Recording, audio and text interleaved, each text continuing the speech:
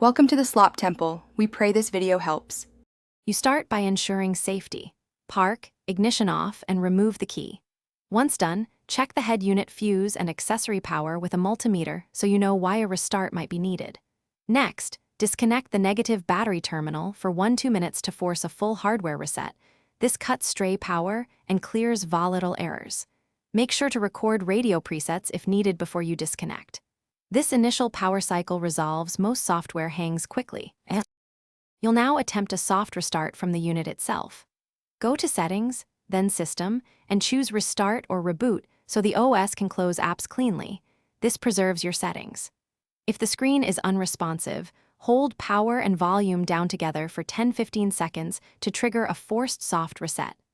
Once it reboots, immediately check the firmware version and model number so you can compare with the manufacturer's latest release. Outdated firmware often causes recurrent. If problems persist, perform a factory reset, but only after you back up maps, Bluetooth pairings, and any saved data because this erases settings.